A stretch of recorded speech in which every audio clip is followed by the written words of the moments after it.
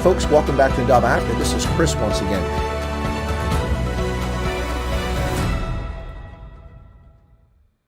Hey folks, welcome back to Chris Wyatt Reports. This is Chris live in the studio in central Pennsylvania. Well, this was interesting. I was asked to talk to this guy, and he was called the Weather Hooligan. I'm like, oh, no, man. I've seen hooligans. I've been to soccer matches. They tear down the stadiums. I don't want any hooligans. No, just kidding. But this gentleman has got quite a following when it comes to meteorology and satire and commentary about the weather in South Africa and Southern Africa. So one of my viewers said, can you get him on? And I said, well, sure. How did I get a hold of him? They gave me contact information. I reached out, and the dude called me like right away. I'm like, I'm kind of busy right now. But anyway, seriously, welcome to our guest today. It's Jean-Andre Foster. Jean-Andre, hoe gaan dit? Well, het gaat goed. Het gaat goed. How are you doing? I'm very well, thank you. It's a pleasure to have you on. You're great. So welcome to the program. Let's just get right to it and start finding out what's going on. So tell me what I've gotten wrong here, okay? Because, you know, we have to allow for the fact I might have got something wrong, although I'm never wrong. But anyway, we don't let the audience know that. Go for it. Okay, so you do a broadcast. It's on multiple platforms, but I think on maybe Facebook and YouTube, among others. And you look at weather in South Africa in particular, but you're not reporting. You're not a meteorologist. You're not claiming to give weather forecasts. You talk about the weather in an interesting fashion. And can you explain a little bit and tell me if I got it wrong? No, you've got it right. So I look at the weather. I look at the weather charts. Look, I'm not a meteorologist. I haven't studied to do weather, but I take a passion in weather, and I think a passion goes much further in many ways as well. So yes, you get qualified people that are sitting there just staring at a screen that do it for a job, and then you get people that have a passion that actually take an interest in what they do. So the future is to become qualified to do the meteorologist course as well. But I think it's a good start. So I look at weather with a passion. I look at weather through my eyes as a pure passion for love of weather. So, and also my predictions. I make my predictions on my opinion. So I take a gamble. Remember, weather's all about a gamble. So you give your opinion out there. I predict the storm. I give my opinion, and so far so good. And that's why I've got the following, because I don't know if I've got the Mr. Bones for weather, but I must probably the weather whisperer. Well, you may be the weather whisperer, but I'll have to share you this. You know, I don't know if you know about this, but there's a lot of stuff going on. Anne Boleyn, who of course is a medieval English woman, a white woman, was portrayed by a black actress in the UK, and we've seen some other things like this. So I recently did a video in which I announced that the Disney Corporation was going to do a biography of a major motion picture of Dr. Martin Luther King. Dr. King will be played by Mel Gibson. And then in South Africa, not to be outdone, Mnet has sanctioned and authorized the creation of a miniseries called The Peaceful Formation of the Zulu Empire. And Shaka Zulu will be played by Leon Schuster. That's crazy. I don't know what to say. Well, you mentioned Mr. Bones. So I thought I'd do that. You know, so Leon Schuster will play Shaka Zulu in a major motion picture. It's the perfect character. Exactly. I mean, how can you go wrong with that? I mean, that is absolutely perfect, man. Yeah, man. Oh my goodness! Yeah. But seriously, okay. So you give your opinion on the weather, and you have an ultimate goal to become a meteorologist. Okay, well that's interesting. Yes, what does that entail in South Africa? Do you have to have a degree, an undergraduate degree, and then some sort of certification course, or just specialized training? How does it work in South Africa? In South Africa, you got to have a matric for it, and then you obviously sign up at your closest university. You take on the course, and a lot of people take it on for. Yes, I think it's for. Look, I've done my meteorology course in my pilot license because I've done my pilot license. So I've got some met behind my name when I did my pilot license. So, I mean, we did study weather. So I know what I'm talking about when it comes to weather. So I'm just not qualified as a meteorologist, but I did study and pass the exams for my pilot license with the civil aviation. Well, it's interesting you mentioned the 2 points about that, the one about the pilot and the other about qualifications. I'd never even thought about this, but as an intelligence professional, technically, I'm sort of qualified in weather too. I mean, I had to brief the effects of meteorological issues. And so, for instance, when I was a young lieutenant and I'd never heard of temperature inversion and the impact it has, I was quickly warned by someone who says, "Hey, man, you better brief temperature inversion." I'm like, "What's that? You don't get it, you're going to get fired because this guy is hot. You know, he likes to go after the intel guys." I'm like, so I quickly went and learned what temperature inversion was and discovered that it has a major impact on sound waves. And so if you have temperature inversion where a pocket of air is trapped, the sound gets trapped like a bubble there. It gets more dense. And so when you fire an artillery round or a tank round, that sound will be amplified and magnified. You can knock out people's windows in their homes miles, kilometers away, which is what was happening. So when we had it's quite technical, hey? Oh, yeah, it is. And so I hadn't thought about this, but I guess I'm kind of qualified for weather myself. I'll start my own meteorological channel. No, I'm just kidding. You'll be good at it. You'll be good at it. Well, there'll be lots of rants about the weather. Damn it, that cyclone. Well, you've got a map behind you. I can see the map behind you. We can start right there. Well, the Kiwis always get upset because they can't see New Zealand because it was painted over. It's on there. Oh, my word. How can you have a map without New Zealand? I'm like, well, first off, there's 5 million of you. I don't think anybody's going to notice. That's smaller than the population of Gauteng. You know, it's half the population of Gauteng. But seriously, it's actually up there. Hawaii's gone, too. They paint over Hawaii. And then the second thing you said there is you're a pilot. Did you see in Florida this week where the guy was on a Cessna 208 Caravan, a plane I've got a lot of time in? They're great aircraft, by the way. Great in Africa, too. But the Cessna 208 Caravan, he goes, Tower, this is November Victor 3 Delta. My pilot is unconscious and unresponsive. I don't know how to fly this thing. Can you help me? No, yes, I haven't actually seen it. I must actually go look on the Fly Africa group. So they haven't posted it yet, but I'm sure it's going to be posted soon. Oh no, you should. It's about 4 or 5 days ago now. It was so he's flying the Cessna, and of course it's a small plane. So you know the air traffic control is focusing on the commercial flights coming in. It's a heavily trafficked air corridor going down to Miami. So he's around Boca Raton. So the guy says, "Give us a minute. What do you see?" He says, "Well, I see the coastline of Florida, but I have no idea where I'm at." Okay, fair enough. He wasn't flying the plane 2 minutes ago. He was just sitting in the back. So now he comes up. Anyway, so what's interesting is that the guy was calm. He's very calm. But they went and got an air traffic controller, and then who was actually an instructor pilot as well. So that was fortunate. And so, but he only has 1,200 hours of flying. That seems like a strangely low number of hours to be an instructor pilot. But anyway, so yeah, I mean, usually those guys with 10, 15,000 hours, something like that. But anyway, so he was on break, and they said, well, stay with us for a minute. We'll be right back with you. They went and called him. Hey, get back here. We got a guy flying a plane. He's not a pilot. So he comes in, and he starts talking. And before he gets up there, the guy comes back and says, Tower, this is November Victor 3 Delta.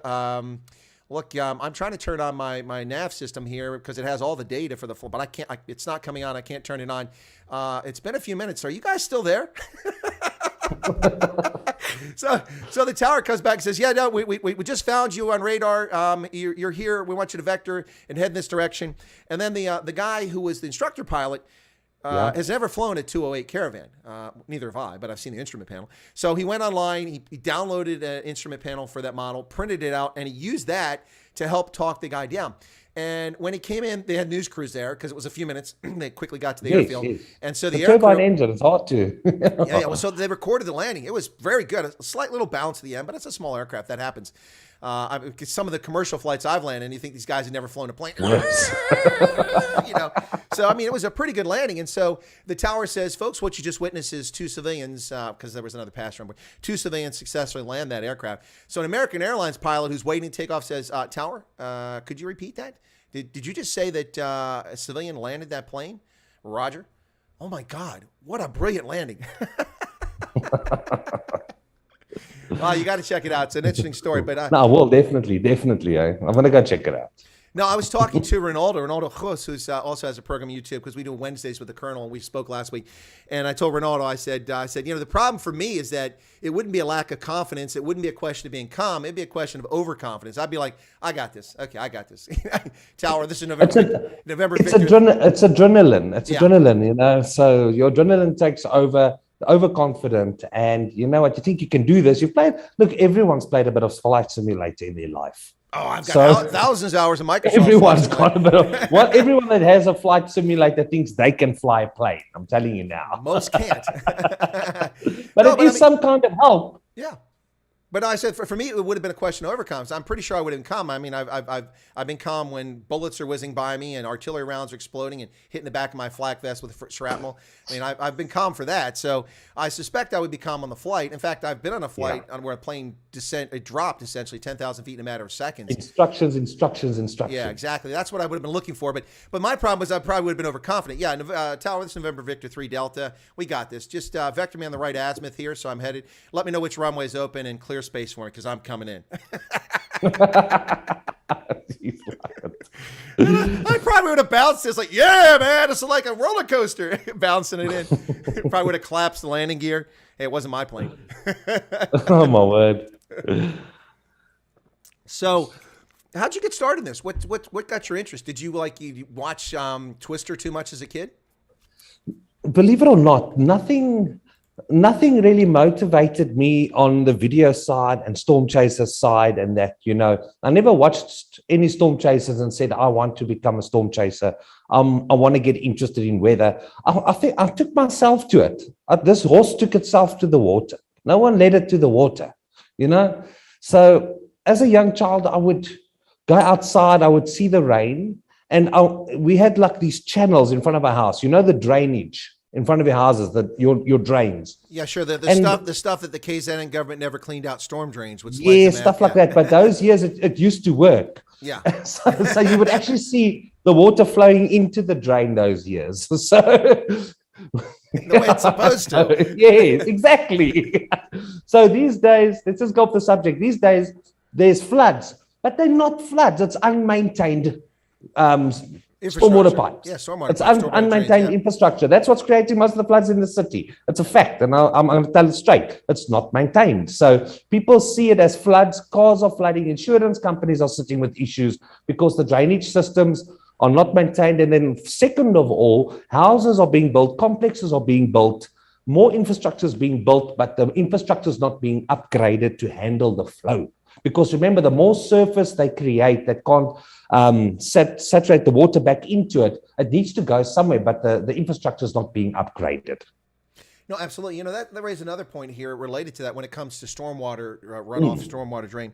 So particularly in an urban center where there's pavement, coal tar, blacktop, everywhere. Yeah. So there is actually porous blacktop, which is durable, which can take a long load and has long during, but the cost is exponentially higher than the standard lay the blacktop out there. And in a place like I saw in road washed away in KZN right before it hits the beach here, the coal tar was like a centimeter or 2 centimeters deep. I mean, that's not even proper. And then there was no gravel base below it. This is a road in a major city, and that's how they do it. So you can't even talk about porous, bituminous road surfaces when you can't even do proper road surfaces with proper, coal tar roads. But we have that capability here too. But we create these concrete jungles, and we channel water in an unnatural fashion, and then we wonder why we have erosion, why we have all this damage. It's because you're not allowing the water to seep into the ground like it normally does, filter down to the water table, and then we get these sinkholes in places like Florida because we distort this and don't let water flow where it's supposed to and channel it elsewhere where it causes great chaos, and then we blame it on the climate. We blame it on this and we blame it on that. It's poor human interaction with the environment is my... The climate has been there for 1,000 years. Oh, it's been there for billions of years. Yeah, the same weather patterns have been there for how long? Yes, the weather patterns change, but obviously what we're doing here is we're not getting it right. Yeah. We're not getting it right. I mean, you're channeling all this new infrastructure into the same pipe that was built 40 years ago. Yeah. Now, Corona's Boring just mentioned, I'll bring a comment from the chat here. He said, with the African National Congress, they need at least a 3 meter in diameter pipe to handle all their cock. So run a truck through it. Yeah, exactly. Only that size pipe can handle all the manure coming out of the ANC. Well, fair point. Fair point. So as a child, I would run to these drains and I would see one blocked and I would open it up. Mm-hmm. Because I believe that water must flow freely. So as a child, I was mentally disturbed with free-flowing water. So the harder it rained, the bigger the storm was, the more water went into the drain, and I would get a thrill out of that, just seeing the water flow. Mm-hmm. And I eventually started getting into them, into these drains to see where the water's going. So as a child... You actually went into the storm drains? Yes. I suppose Yes. we're kind of lucky you're still here. Yeah. So I went into the storm drains and I would follow them underneath when it's not raining to see where they come out.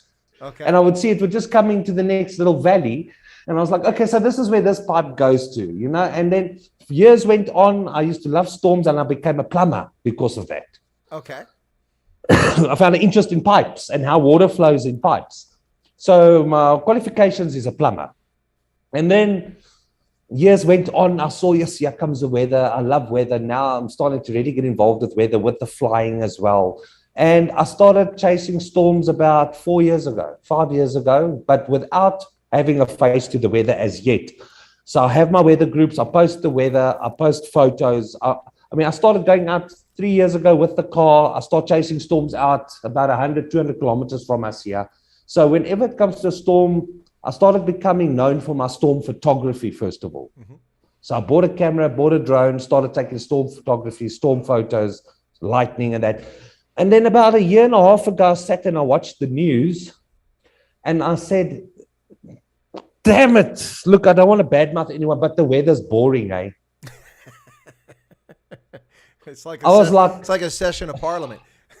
I mean, if the country is so in a depression now, we must watch 4 degrees. Yeah, it's 5 degrees there. God's sakes.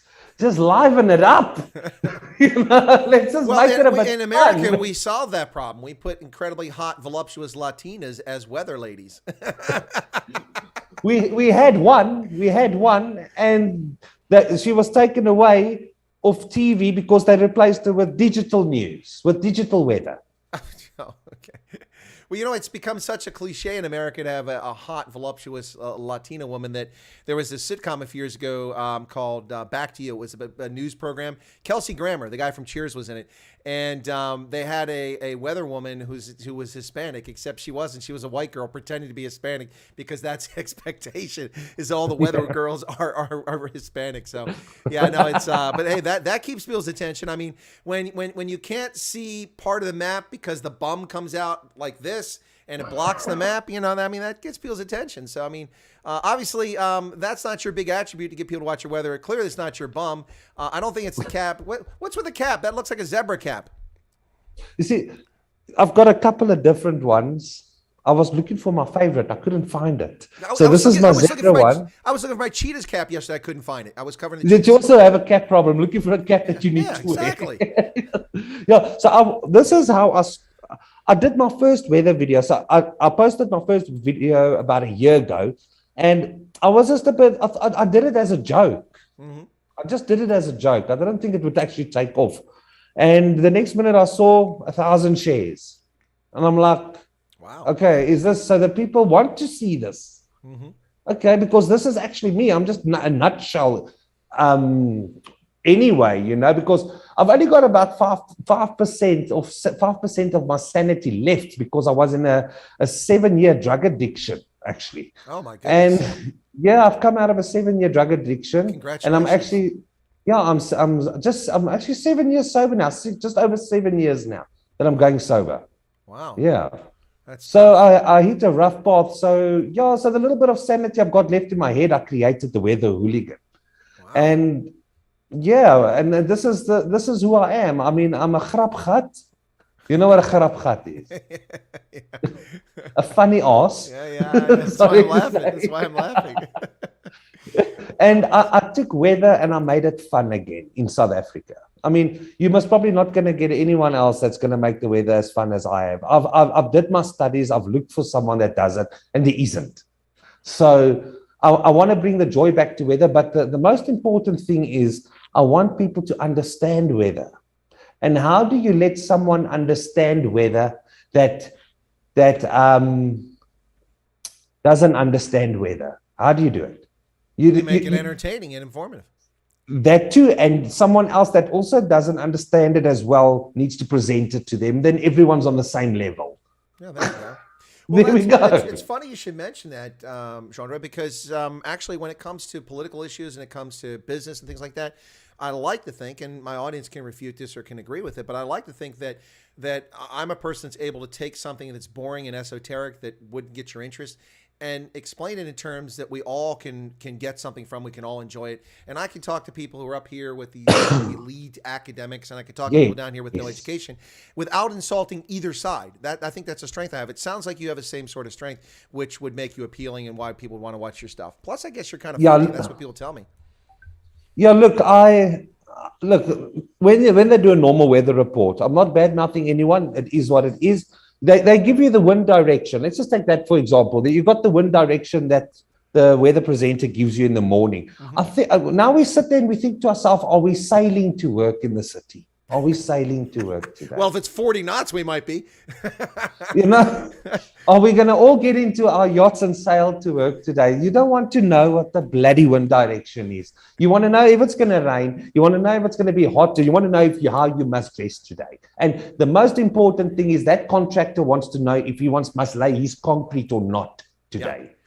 Well, I'll tell you, that's the most important thing. I'll tell you, let me get your thoughts on this. I think the most useless piece of weather information shared in a broadcast, if you don't know the weather and don't understand meteorology, is today's barometric pressure is. What the hell is barometric pressure? Are your ears going to be affected by this? You know what I'm saying? Exactly. There is so much technical stuff. So I explain the weather I always call it a lucky packet weather report. I call it a grade 1 weather report. Okay. This is your kindergarten weather report for the day. And people love the understanding. They love that it's not too complicated and it's fun.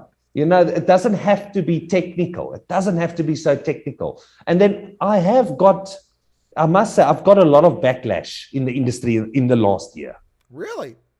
Oh, yes. What are they jealous? Do they have penis envy, or are they just don't like your approach? By the professional meteorologists. Oh, because you're showing them up.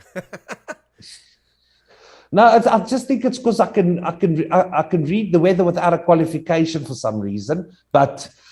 And I've got a lot of backlash. Look, there's one or two that are supporting me fully, quite well known. I'm not going to mention their names, but quite well known weather presenters. But there's a lot of backlash that called me a fraud. That called me a weather joke. And you know what? I replied back to them and I said to them, let me be. What I'm doing, I'm happy. You know, it's all in my opinion. I'm not stating any warnings. I'm not stating any advisories. I'm just giving my opinion about the weather. And I think now they've left me alone. They've left me alone now. I think because there's a face to the weather now, they don't want me to make a joke about them or a video. So they've backed off now a little bit, but there's a team of 5 of us in the country, very good weather, people that can read weather quite well. And this is how we do our source of weather. We're on a WhatsApp group and we start discussing the weather patterns at night for the next day and for the next week to come. And we actually monitor the storms coming in. So we monitor the storms coming in and sometimes just hope and pray that the weather organizations see it as well. Because we see the storms coming in. We just hope they see it. I mean, you know where I'm going to with this. Yeah. No, I know where you're going with it. Yeah. Yeah. No, I'm just checking something real quick. I was looking for something. Yeah, no, it's here, listen, just a word of encouragement. Not that you need it. It sounds like you're doing fine, but in all fields, when an upstart comes on the scene, or someone that upsets the apple cart or does things differently, it always rocks the boat. It causes consternation, and the entrenched interest don't like it. So, I mean, for an example, in the field of history, Barbara Tuchman was not an academic, yet she wrote a book called The Guns of August, which is the seminal work on the First World War. It is one of the best historical books and research books ever on the First World War. She was castigated by literary critics. She was castigated by academics. Who is this woman thinking she can just write these things? Well, she's a cogent, lucid human being who has the ability to write, and she writes in a fashion we can all understand. It makes sense. But she went on to become a very famous historian and wrote lots of books and never became an academic. And so they don't like that. I find myself at times caught between worlds because I am as we say, a practitioner and also an academic. And those worlds are supposedly separated. They don't come together. There are many practitioners who are also academics, people who go between both fields. You actually do it and then you teach it or you write about it. And I've done both. And at times I find the academics dismissing me, even though I have the same credentials and I have published author. And then at other times I find myself with practitioners looking down their nose when they don't know that I'm a practitioner. They think I'm just an academic, and so it's upsetting the apple cart. That's what it really is. And so hang in there. Don't sweat it. I'm sure you're not, but it's just, I've had people say, so you say you're a journalist. Yes, I'm a journalist. Well, who do you work for? Well, I have my own media company. Oh. So you don't work for New York Times? No, I don't. That's not a legitimate publication. It's a propaganda outlet. Jeff Bezos' Washington Post is simply his personal propaganda outlet. It stopped being a newspaper years ago. Anyway, so I mean, I'm not impressed by somebody who shows me credentials from the LA Times or from the Mail and Guardian. Not at all. Doesn't mean I won't talk to them, but that doesn't automatically confer status. So if you present the news in a fashion that I find interesting and informative, then I'm going to watch you. And it sounds like a lot of people are gravitating in that direction. And it is. I mean, we've got daily, it's about 6,000 to 10,000 views a day on my weather. And there's big corporations that have about 5,000. So, I mean, the Weather Hooligan is toppling most of the major corporations' weathers. And it's just because of the simple way it's presented, the simple and funny way it's presented. And I think people can associate with, there's a lot of culture put into my weather. I say lacquer. I say I'm very uncut. Yeah. I was going to do weather for a big radio station in South Africa, one of the biggest radio stations in South Africa. They were signing me up and all that, and then they decided not to use me because I'm a little bit uncut. So I was like, okay, man, relax. Relax. It's not my time yet, So because I'm not going to go and read it the way you want me to read it because it's very boring and it's very regulated. I'm just going to say it as it is, and you know what? People in South Africa want to hear the truth. They want to hear it as it is. They're tired of the regulated strong. They just want to know, they want to hear it from someone that is just as down to earth as the viewer, not paid by any association to say what he needs to say. It's said out of my garage, my PC, and my weather chart. And this is my opinion for tomorrow's weather. Well, I would listen, Chandra. I would share with you too that if at some point you do get a paid gig on radio, on television, something like that, that wouldn't diminish your message as long as you stay true to who you are. Yes, just stay true to yourself. Let's just say one day an organization does want to take me over. They must let me be. They must let me be, because that's where the Hooligan's character came from. That's what characterized him, and that's why he is where he is today, because of his opinion and just the way he talks and just the way I do the weather. I mustn't change that. I mustn't lose who I am.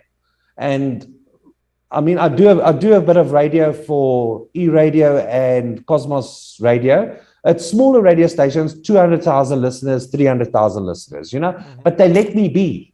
Yeah. They let me be, and they say, do your weather report the way you want to do it. The listeners are happy with it.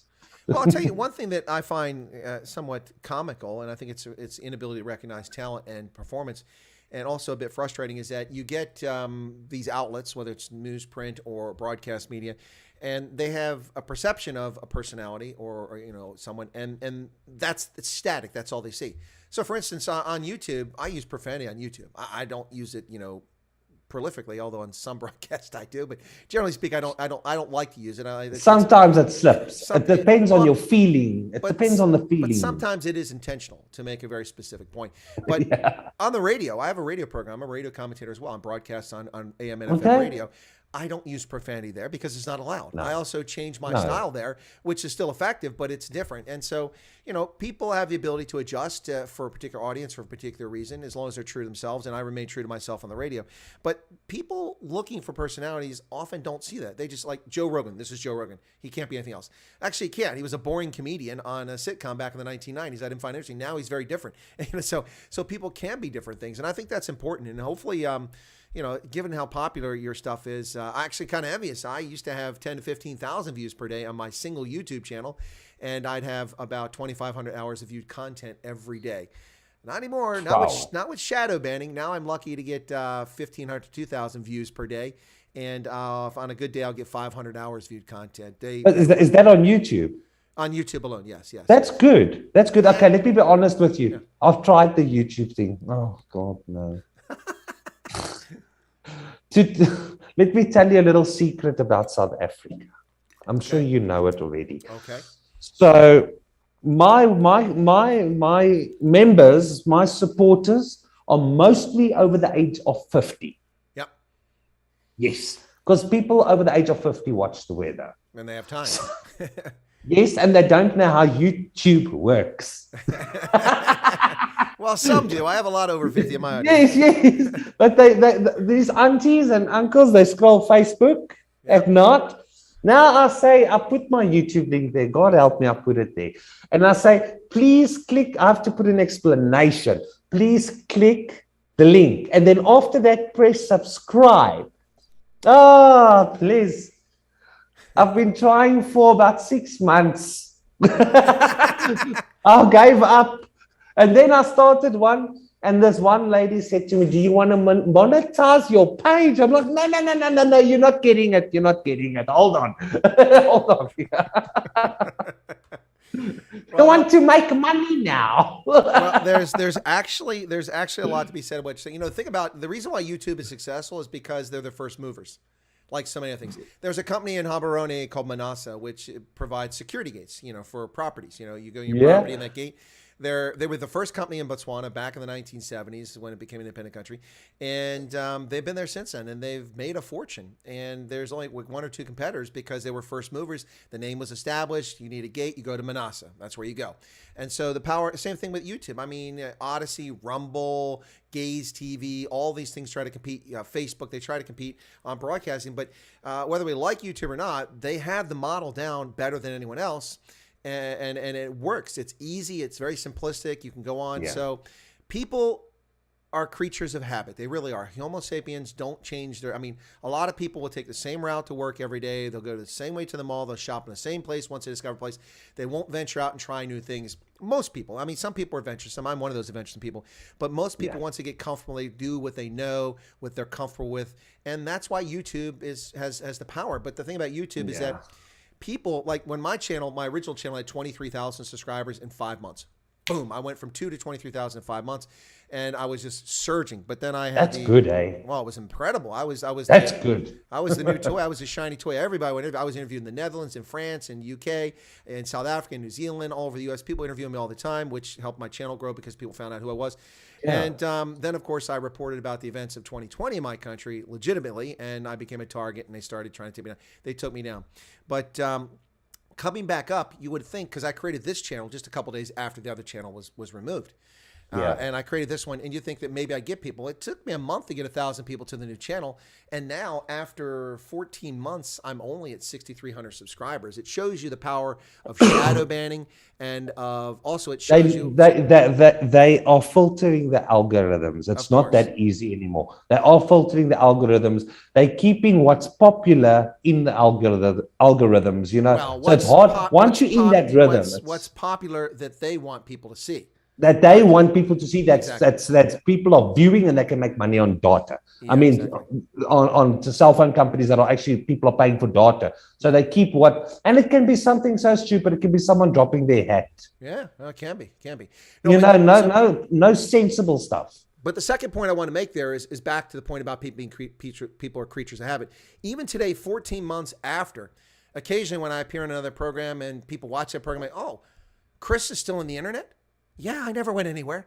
I was already on other platforms like Odyssey and Rumble where nobody goes, and I'm back on YouTube within 2 days of my other channel being canceled. This one was created. And even a year later, I'm gaining a few subscribers because of the 22,000 people who didn't go looking for me. Only 5,000 have found me since then, since that first 1,000. So it's just a strange thing. But the point is that people are creatures of habit, and it really is hard to break them out. So when you create something like the Weather Hooligan that is of interest, that generates a buzz, gets people coming to it, then that's when you can grow. So that's pretty awesome. But so the meteorology thing, in the States, it's a pretty big business. I have to say this, Jean-Andre, is that when I was a kid, weather forecasts were crap. They were crap, man. Not because they were boring, because they were wrong all the time. 72 hours from now, there'll be a storm front, and we stand outside in the sunshine. There's no storm, there's no wind. They got it wrong. But I'm absolutely amazed at how I'm absolutely amazed. And that was a running joke. How the weather was always wrong. You always laughed at the weathermen. Nobody wanted that job. That's why they gave it to women, because that sort of thing. But I'm amazed at how accurate weather forecasts can be in the 21st century. I mean, we're going to get 300 millimeters of rain. We got 301. Damn, that's good. It's going to last this long. It lasts this long. I mean, it does happen when they get it wrong, because the weather is incredibly complicated system, interconnected around the globe, and not just the globe. Solar storms, gravitational rotation, meteorites that come near, or asteroids come near our planet, comets. All that has an impact on the stuff. So it's amazing they're as accurate as they are. But I find it really, when the weather says it's going to do something, I pay attention now. But when I was a kid, I just went out to the barn, milked the cows, and went to school. No, look here. Look, I must say that the weather in our country is about 30% accurate. Oh, that's bad. Ours is very accurate. Now, we're about 30%. I'm not going to mention why, but it's 30%. I think there might be some angry, naughty children responsible for that. Yeah, no, it's about 30%. So the rest of it, that I'm filling in for that other percentage there with a dice for them, but it's getting better. Somebody says my mic is low. It's not. It's cranked up all the way. I'm not sure what. Microsoft updated my operating system and screwed things up here a couple of days ago, and people weren't hearing my mic when I first came on. So let me just double check to make sure that it's actually got the right one. No, it's got the right device. Is mine fine? Yeah, yours is fine. You're loud is what they're saying, and I'm not. Usually they say it's the other way around. So I'm not sure what the issue is there, Rob. My mic is cranked up at 100%, and I'm actually just below the red here on mine. So, and I mean, it's like 4 inches from my mouth. So, I mean, his mic is away from. It's not. It's I don't know. People's streams, they have challenges with them. So, yeah. It could be the stream quality that they're receiving. Yeah, it could be too. If they don't go to high definition, they go to a lower setting. Yeah. So Chris, you know what? Yeah. My goal in this whole Weather Hooligan thing is, South Africa's seen it, and that is to make weather fun. But look, I'm not just doing this to do weather in my garage forever. Yeah, I've got a bigger picture. Yeah. I've got a bigger picture. I mean, who wouldn't want a bigger picture? And you know what? Getting there with the help of my members and my fans is how I'm going to get there, because they love what I do, and I love what I do. And I mean, I want to stand up there one day and present weather for the biggest channels, but still be the weather funny as I am, So that's where I want to be one day, is because I have such a passion to present weather. And if an opportunity does come my way, Chris, I'll take it. But I need to do the weather the way I do the weather, not swearing or anything, but just like present it in the funnest way possible. And I'm sure there's people out there looking for new taste. Well, you bring up a good point, and this is something I haven't talked about in a while, because, I mean, on my program, I did rail about the shadow banning on my channel for a few months after I created the new channel. I could see that clearly that my viewership was being blocked. For instance, the number of viewers we have right now is not the actual number of people watching this program. It's higher. YouTube is hiding data. I've actually got the data to prove that they've done it to me multiple times. I have videos that show thousands of views, and then 48 hours later, there are hundreds of views or 1,000 views less than there were previously. I have the screenshots of it. There's no excuse for that. But anyway, so I would complain about it and point it out just so people knew, because people are like, your channel should have a lot more subscribers. You have incredible content. I'm like, yeah, I know, but they're actually here. You're just not seeing it. And then someone accused me of complaining. Go ahead, jump in. Yeah, I can actually take this, what we're doing right now, and I can live it to my channel. Oh, wow. That's pretty cool. That's pretty cool. With your link, and and another 100, 200 people will jump on there. Well, that'd be great. Why didn't you do it? Damn it. I didn't think of it. It will take me 30 seconds to do it. Ladies and gentlemen, we'll have a brief break in the programming as Andre Forster gets us on his stream. Go ahead and do it, man. We'll do it. Let's try to get some more people in here. Can I do it? Go ahead. Okay. Give me 30 seconds. I'll keep people entertained. Keep people occupied there. Let me quickly link us on. I'll do that. Oh, look at that, folks. Wow. We're trying to grow. No, that'd be great. Now, when he comes back, I'm going to tease him about his attire. Okay, so get ready for that. By the way, I love that green screen photo he's got there with the tornado ripping across the highway and the thunder coming out of the one side of it. Really incredible image there, folks. Yeah, be sure to smash the like button, folks. And see, half of you are saying the mic is fine, others can't hear it. Yeah, I don't know why you have to adjust the chat, Rob. It's you know, in fact, let me get. Well, it's a bit of a stretch for me to reach. Let me try my phone and see if I can do it there. Let me see if it sounds different on my phone. Well, I won't be able to hear him talking. So, Anne-Marie Nell says she was surprised by Jean-Andre's good singing voice. Anne-Marie, bring that topic back up in a little bit, okay? So we can mention that, okay? And then we'll talk about that, and we'll go. We'll discuss that because I saw it too, but I mean, it wasn't a question of being surprised. I didn't know who he was when you first asked me to get him on the program, so it was news to me, and so you know, I wasn't surprised because I didn't follow him. But I suppose if you didn't know he could sing and you heard him sing, you're probably impressed or surprised by it. So I'm listening through earphones, says Erica. Okay, yep. So he's just getting us set up there, and hopefully some people will join us from the stream. You can see that the audience today is actually rather low for a Sunday for me right now. Strange.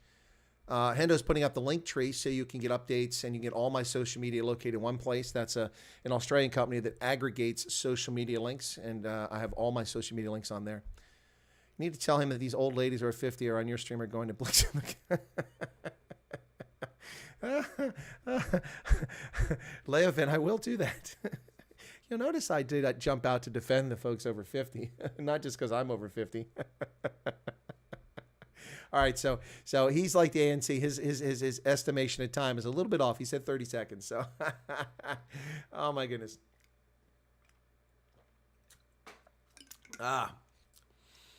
So is he coming back now? What's this?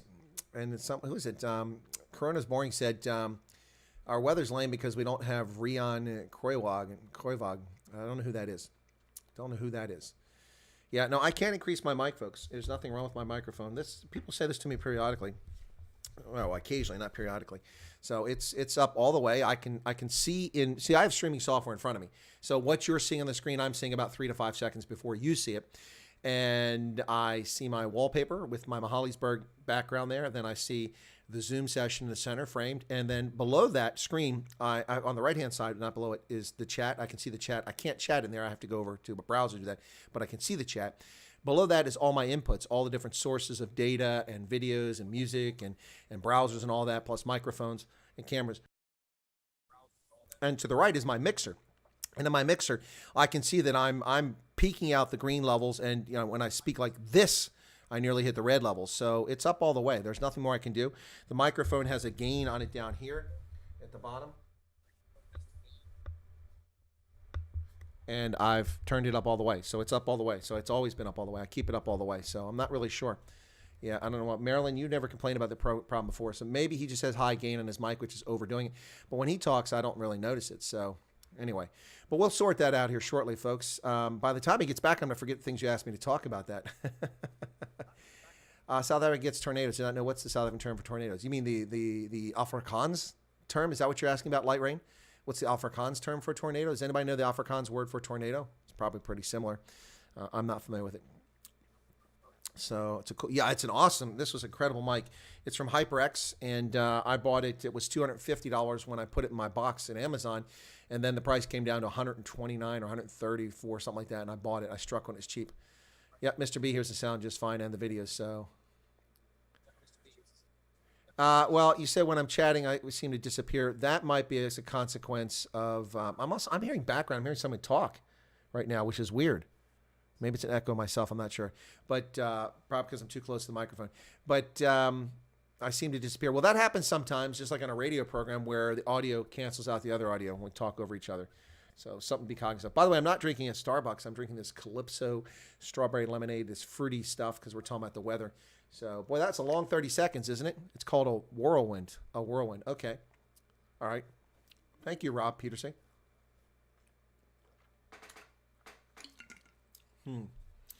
Yeah, it might be because I've got the earpiece in. So, and that might be distorting things too. So if I take the earpiece out, maybe it won't distort and just.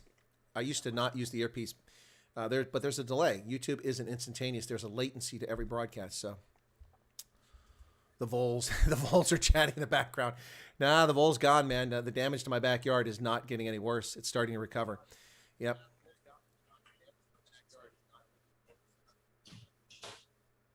Oh, you know what? I can hear the broadcast in the background. That's what it is. That might be it too. Although he had earpieces in. So, Brendan Hennick. Hey, Brendan, welcome to the program. Pleasure to see you there. Notice that the timestamps have disappeared from the stream. Do you mean the timestamps in the chat? You have an option to toggle timestamps. You can do that. So that could be your feed.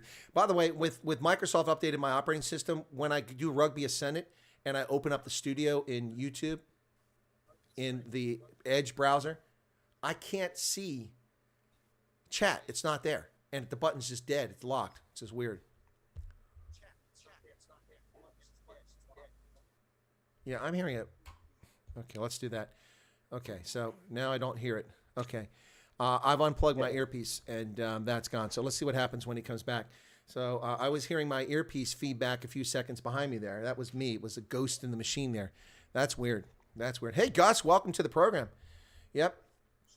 So you should be able to adjust the that there. Now, what you get there is like if I open up on my mobile right now and I put the program on, let's see. I want to see. I'm still hearing something. How's it, Chris? Can you hear me? I can hear you. Can you hear me? Yes, I can. I just need to pause the one channel quickly. Okay. Yes, I can. I just need to pause the one channel quickly.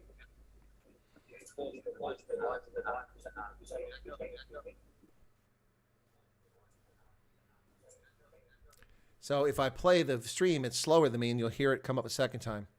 So if I play the stream, it's slower than me, and you'll hear it come up a second time. You see that delay? Now you're hearing it on his end because it's getting there later.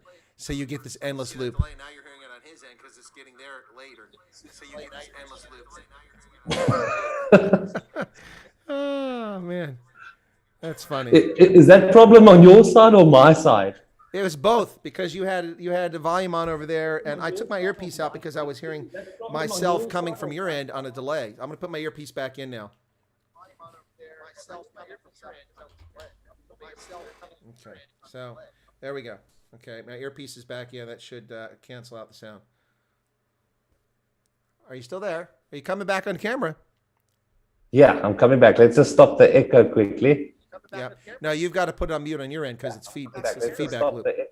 Yeah, I'm coming back. Let's just stop the echo quickly. No, you've got to put it on mute on your end.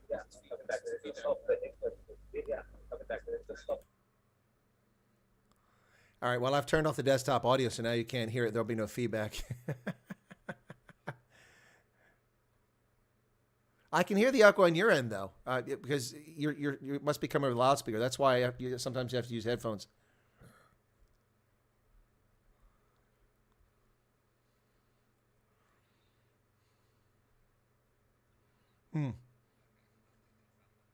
All right, we got it now. Okay, good. That should solve it. All right, folks, I think we solved the echo problem. See, when you don't have a studio staff, you have to figure this all out on your own. All right, so you're back now. Okay, so we're going to do two things. Number one, I'm going to relay a comment from my audience, and then I'm going to give you a little hard time. I'm hearing the echo again. Number one, I'm going to relay a comment from my audience. I'm hearing the echo, and I'm going to give you a little hard time. Can you hear me? I don't know why we're getting this echo. I don't know what's happened. That's weird. I don't know why we're getting this echo. I don't know why we're getting this echo. I don't know what's happened.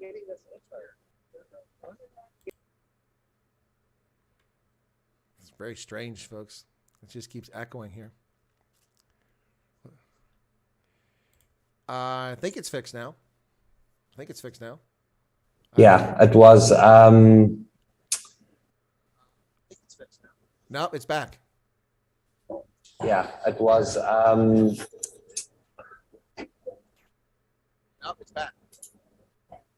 Yeah, it was. Okay, there we go. Can you hear me normal? Can we all hear each other? Oh, you're way loud. I'm gonna turn you down a little bit there. Okay. All right, go ahead. Yeah, I can hear you. Wow. Whoa. Epic failure. Yeah, definitely. I just turned your mic down a little bit because it was blasting out. But you know what? Yeah. It's what makes the show interesting, eh? Oh, Tell it me does. what It does. It definitely does. That's for sure. Okay, Okay. so here's the two things. All right, so the first one's from my audience. Okay, and Okay. let me find this real quick. It was from Leah Vinyansa von Rensburg, and she says, Chris, you need to tell him that these old ladies, the Tannies, over 50 who are on your stream are going to bliksem decline cock if he chirps about our use of YouTube. Ooh, let me tell you. Tell them Blixen. I will do a weather report without a shirt and a pink tie for them. Just for the Tannies. Okay, so Just all right, for the now I'm going to give you a hard time. I love all those tunnies there. I'm going to give you a hard time now, too. Okay, so here's where I'm going to give you a hard time. Okay, so folks, South Africa is in fall. We're in spring here, opposite northern, southern hemisphere. That's how the thing rotates in their solar system. So we're going into spring. We're in spring. You're in fall, and the cold weather's coming. Yeah. He's wearing a vest to stay warm, but with a short sleeve T-shirt.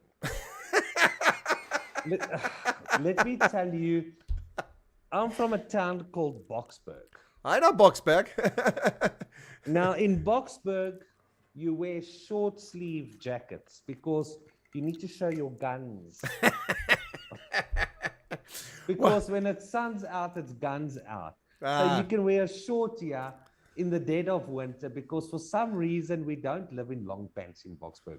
And when there is a cold day in Boksburg, Yeah. people dress up like Eskimos, actually, because it's either you cold or you hot. There's No in between. It's pull There's out no- the best jackets. Today's cold, or we're not putting out anything. We're just wearing a T-shirt. Well, the thing is that I fit in pretty well with Afrikaner community, specifically in South Africa, because I'm like Jan. I wear shorts all year round. Yeah, I've got my shorts on. Exactly. Same here. My shorts on. Famously on my old channel, and we had some huge snowfall. It was up to my waist in just like in a few hours here, a couple of winters Yeah. ago, and I'm out exercising. And I took my phone, I went live to show people what the snow was, and they're like, "Are you wearing shorts?" I'm like, "Yeah." You wear shorts and snow up to your hips? Yep. Yebo. Yeah, so.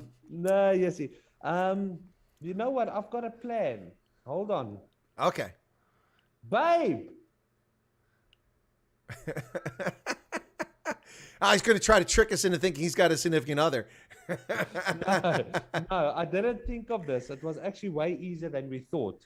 I want my viewers to see our conversation. Yeah, absolutely. That'd be great. So I'm going to copy your YouTube link to Yeah. my page. Yeah, do it. Do it. So simple. Say live right now. There you go. A couple people have come over. We've There's jumped it. a few viewers. There you go. While you're doing, calling you to copy a link. he figured it out. We figured it out. We also got rid of the echo. Yes. Okay, there we go. Now we'll have some more viewers quickly because they want to watch the show. So Oh, they should. Where are they at? Anyway, folks, really quickly, just to let you know, you're listening to Chris Wyatt Reports. This is Chris in Central Pennsylvania. My special feature guest today on Sunday, the 15th of May. Can you believe that? It's over 2 years of this nonsense, and we're already into the 5th month of this year. 15th of May is Jean-Andre Forster. I started to say Jean-Andre Kruger because that's the name that comes to mind, but Jean-Andre Forster, the Weather Hooligan. And we're talking about weather and meteorology and things like that, and I don't know, social media, all sorts of things. We're having a bit of a conversation and a bit of fun here. As the Irish like to say, having a bit of a crack, You know, in America, you see have a bit of a crack, people looking for drug dealers. You don't want to say that on this side of the Atlantic. But in Ireland, if you're having a crack, you're having a good time, having a bit of a laugh there. So Boksburg, definitely Jan country there, and the shorts that ja, fits right in. Jan, die beauty van die Bosveld. There you go. Jan, die man van Staal. Now that reminds me, I'm glad you launched into song because my viewer Anne-Marie Nell, who asked me to get you on the program, Anne-Marie said that she saw a video and she sent me the link, so I felt obliged to watch it. And you were singing, and she said she was surprised, amazed at how well you sing. Apparently, that's a hidden talent.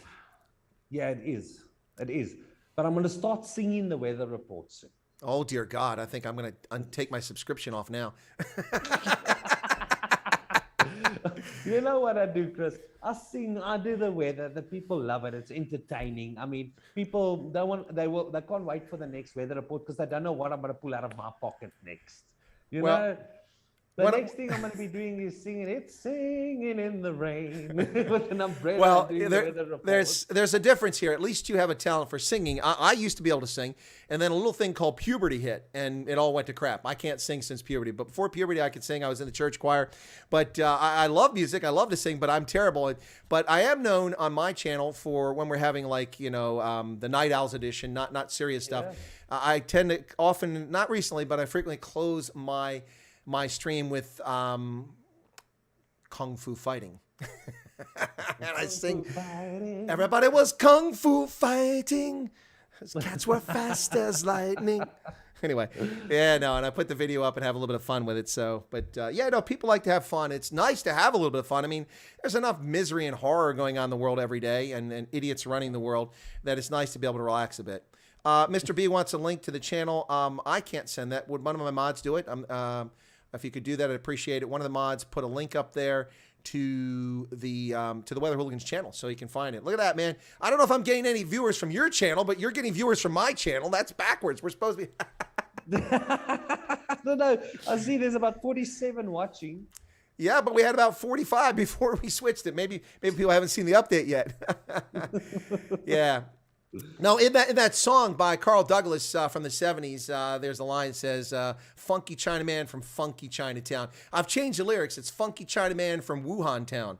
That's the lyrics. Everybody was kung flu fighting.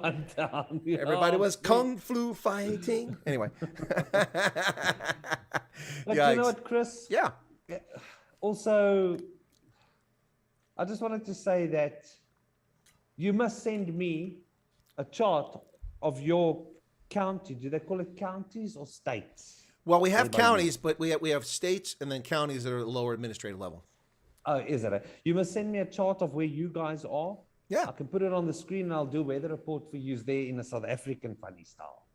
And I'll do you guys a weather report for tomorrow night. Wow. And I'll send it to you. Wow. Okay. Well, it's York County, Pennsylvania. I'll send you a note on that.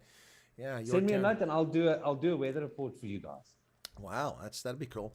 Well, I could use the weather because Tuesday is election day. We have primary elections here where the government runs elections and people can vote them if they're registered voters, but you're voting only in a party you're registered in.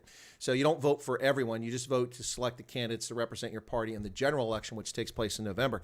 So Tuesday is the election. I'm the judge of elections in local jurisdictions. So I've already received my black bag, like Joe Biden has, with a seal on it, with all the key stuff inside it. And I've already been to the polling station. The machines have been delivered. The seals are all on those. Tomorrow night, we'll go and set the machines up and the tables and get it all in place for Tuesday morning.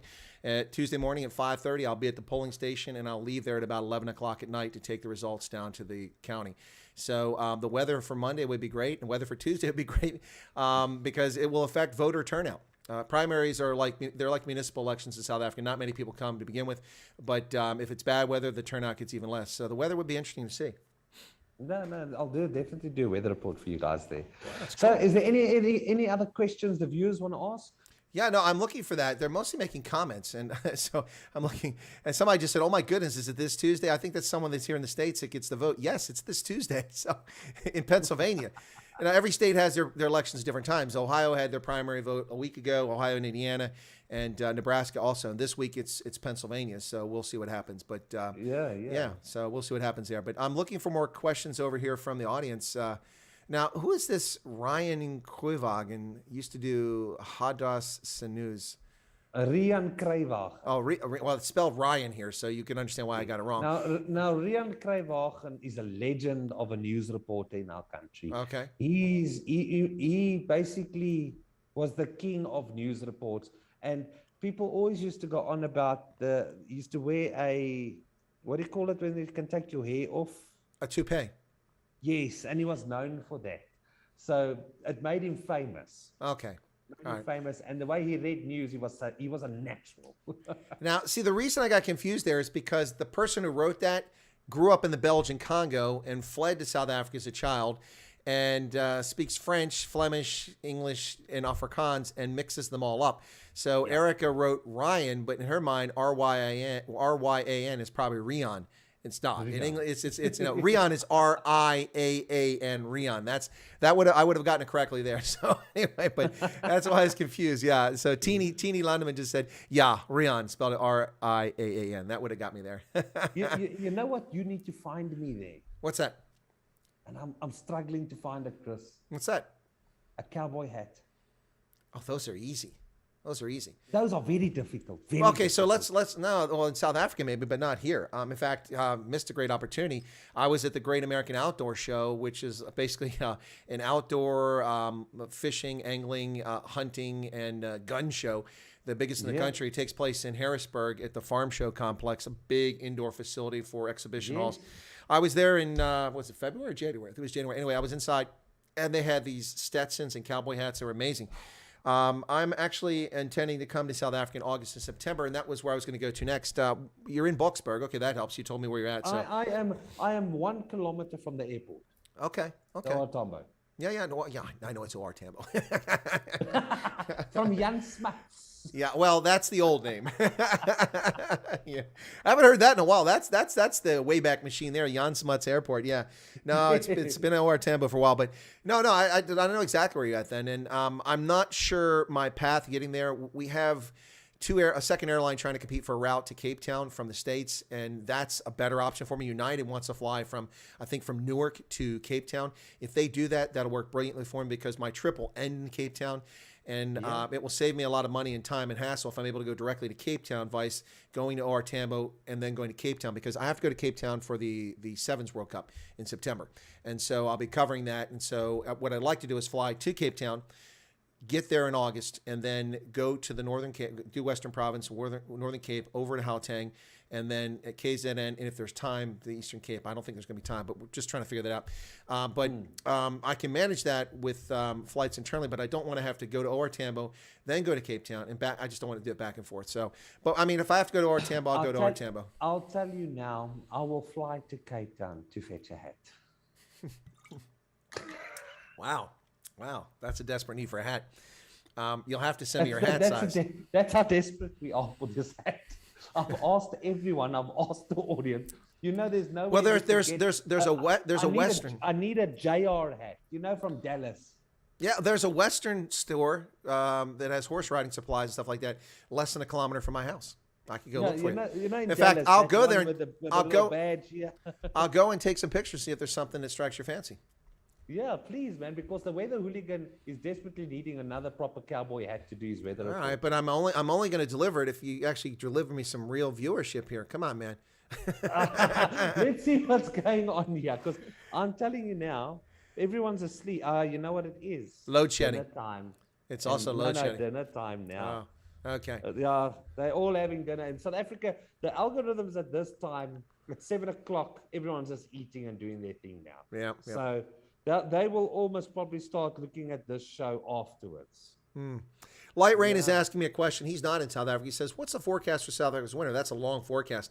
Weather all over the world is a bit extreme. Indian heat waves, record cold where I'm at. Will South Africa have a nice mild winter or adequate rainfall? Yeah, generally speaking, what's the expectation? Do you have any idea what kind of winter ahead for South Africans? We had a mild winter here, but we had a vicious spring. It killed off all the leaves on my Japanese maple. We had a third frost, a late frost in late April. It killed all the leaves already come out. My Japanese maple is looking healthier than it's looked in the 5 years it's been in the ground. Now all the leaves are dead. It sucks. No. So South Africa, in my opinion, is going to have a colder winter than last winter. And we experienced -10 to -12 in the Free State. Yeah, that's nothing. Look, okay. For us, it's a lot. For my international audience, South Africans will whinge about the weather when I'm walking around in shorts, okay? I was going to tell you the story. So years ago, I was in Durban, all right? I was in Durban, and it was warm down the beach down there. It's subtropical. I'm wearing my shorts. I get in the car, and I stopped, I think, in Pietermaritzburg to get some fuel at a petrol station. Yeah. And then it was chilly. The temperature dropped because you come up altitude and the weather was changing. But I was still fine in the shorts, and I wasn't out of the car much. The next time I got out of the car was in Sandton City. So I drove from there back with enough petrol. Anyway, so what happened was I get in the car, I drive, and then it starts snowing after I get past Pietermaritzburg. And the snow keeps coming down. And I see people pulled over on the side, and I'm driving. and I get up to the pass to come out by the Drakensberg there, by the where the Free State and KZN and they all link up. I come up and I drive through the High Veld. I get to Santon City. I go to a Holiday Inn Express hotel. I park in the lot. I walk inside in my shorts, and the guy at the desk is like, "Sir, are you okay?" I'm like, "Yeah, why? You're wearing shorts, aren't you cold?" I'm like, "I just left Durban, man. People are down there surfing. I mean, this is just a couple inches of snow. What's wrong with you guys?" But that was a storm. That was a storm. They had to call the SANDF out because hundreds of motors were trapped on on the highway coming up past Pietermaritzburg, going up there, past Wienen. Wienen's a little bit outside there, but from about that point, from that point up to the pass, there were people stranded, and the SANDF had to go and rescue people. And I'm like, "There's a couple inches of snow, man. Get a grip." You must remember. Let me tell you, us South Africans, if there's a bit of snow, it's in the news. People go and purposely get stuck with their cars.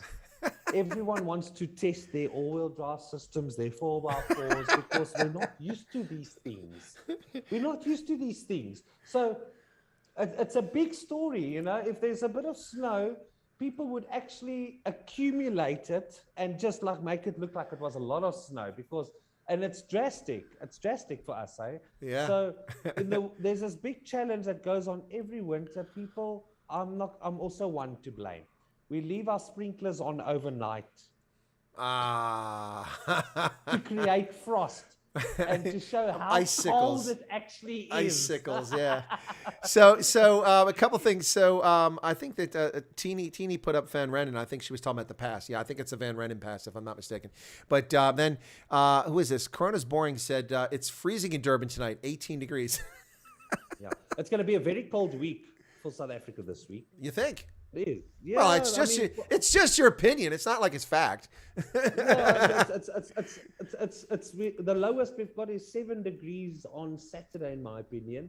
But we're going to have a colder winter than last year. But you know where the problem comes in, Chris? What's that?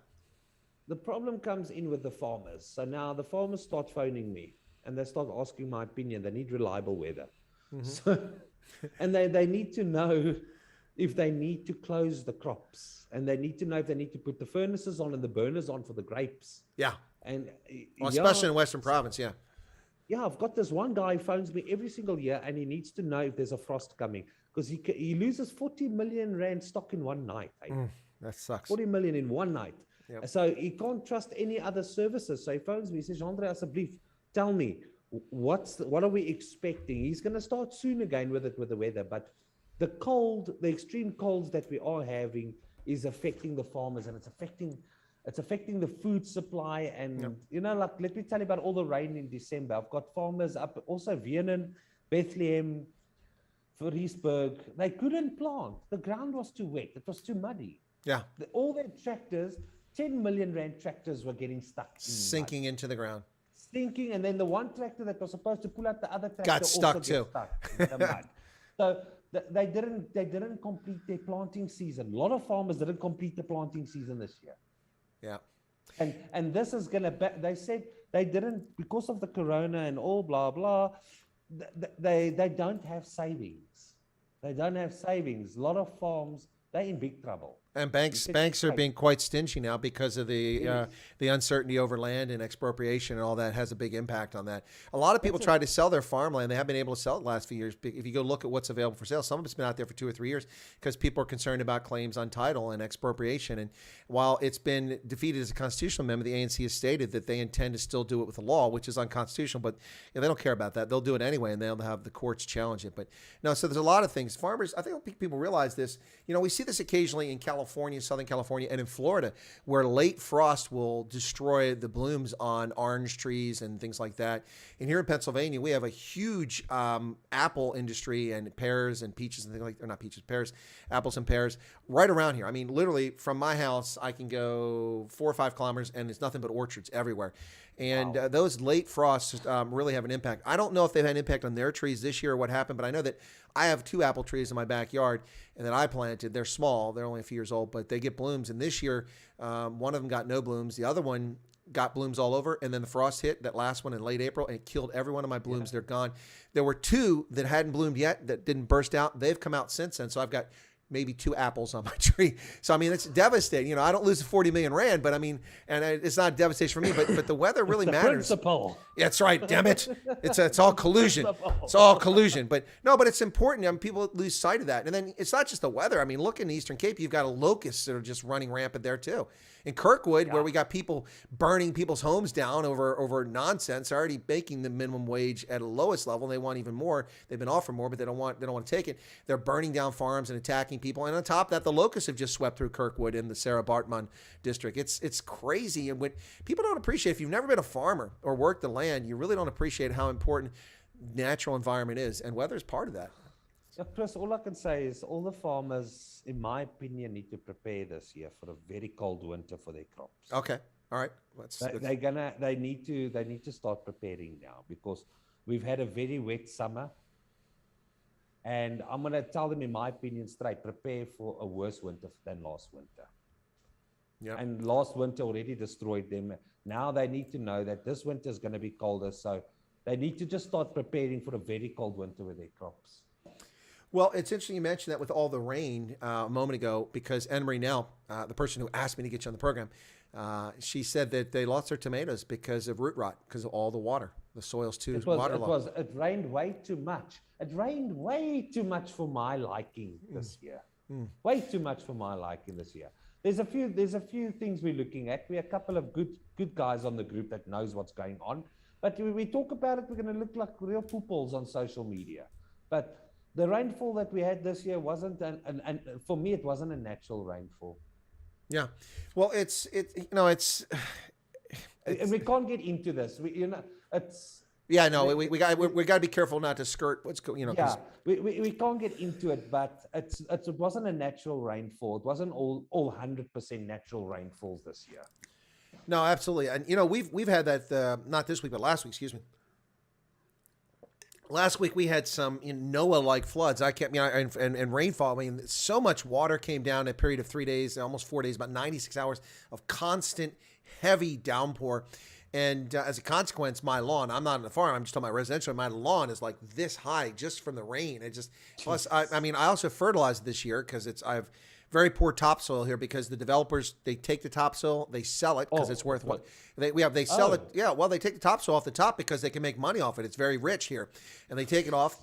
And this had been farmland and forest for millennia, and it's got deep, rich soil. So they take the topsoil off, they sell it, and then what's left is the clay that comes deep down underneath it, and the poor quality. And of course, all the construction material, they're too cheap to haul it off to a landfill, so they put broken parts of concrete and other pieces. All the filling winds up, and so as the earth sinks to a natural level and gets compacted again over a few years, suddenly you're driving over big boulders and rocks in your lawn, damaging your lawnmower blade, and the sidewalks are there, but suddenly you've got like 4 centimeters lower of your lawn below one side of the sidewalk because it's settled. Now, it's very frustrating that that's frustrating, but the real piece is not having the topsoil. So I had to fertilize my lawn because it was just crap. And what happened is that I had a construction lot behind me and one on the other side. Plus, they didn't build the swale properly to take care of the runoff excess water. And I'm not on a hill, but it's a slight rise behind me and then up a corner. So all the water had been directed for the entire neighborhood down into my yard because it was the end of the development. But now there's like 6 more houses past me that finished. So the swale was never done properly. So all that water comes in. Of course, it washes away my topsoil, what I have, a little bit, and the grass. And then the 2 construction sites would come on from the back and flood across my yard. And they would create channels and dig all the soil out. And I have clumps of grass. And when I mow, it's like bouncing around the whole time. Yeah, so I've been, over the past couple of years, going out and putting soil in, putting seed in, watering it, taking care of it. And then I had a vole infestation. Little bastards dug tunnels all over the place. Anyway, so I fertilized my lawn this year, and now it's holding the water because the roots are deeper, the grass is thicker. But because I fertilized it and we had so much rain, it's like a tropical forest now. If I walk outside right now, it's like, I don't know, it's like being in Ushaku Park, the water park there, and dodging around the tropical scenes. No, that's lekker, Chris. Yeah, no, it's crazy. But I mean, people need to recognize and understand that weather affects our lives whether they like it or not. It's like politics. You may not like politics, but you can avoid it, but it isn't going to change anything. It isn't going to change anything. It's all part of our lives. Yeah, as well. So there's a lot of things that's going to happen in our weather in the next 10 years. Mm-hmm. The next 10 years is going to be very interesting. Very interesting. Your tornadoes are going to get worse and our rain's going to get more. Well, let me ask you this question. Two questions here. A question, then a proposal, and you don't have to answer on it, but I'll just throw it out there. So the first question is, okay, so you have an ambition to become an accredited meteorologist, full scale, do it. Okay. So do you have a plan to already pursue that? Because you mentioned some studies you've done already. And if so, when would you anticipate crossing that finish line? Is that a plan that you formulated? Yeah, I'm looking at middle next year, to start middle next year. Okay. And to start the meteorological studies. Well, you have to be able to pronounce it or we won't let you study it. I first go for an English proficiency test. There you go. Meteorological studies over there. And then I think, you know what, from there, at least I can just say, you know what? I know what I'm talking about. Even though I do know, but I just need to people want to say it's your certificate. Yeah. There's your bona fides. Here's your bona fides. Yeah. Look, I look up to Reed Timmer. You know Reed Timmer. Yeah. Oh no, yeah. That guy. That's like one of our mentors. There's a guy that taught me a lot of weather. Yeah, is Mitchell Kroch. Okay. And Angelo Ricardo. They teach me weather, and these guys are good. They know their weather, and they not people to come onto camera. So they give me information that I need to talk about on their behalf as well, because they're not camera people, but their weather science is amazing. So they've taken me on as the face of the weather, so they can voice their weather and their work as well. So, Jandre, are you trying to tell us they're not attractive? Nah. They're not TV people. They don't come on camera. I'm just teasing. I'm just teasing. Joking, man. Just having some fun there. Now, I see that Cobus Funsale Photography is here. Welcome, Cobus. Good to see you again. He's laughing about the certificate thing. That's a very interesting fella. Okay. Tell me about it. That is a very interesting I've never seen him before. Cobus Funsale is a storm chaser in South Africa. Okay, excellent. Yeah, very big following that Cobus Funsale. Cobus, you better be putting this on your page as well.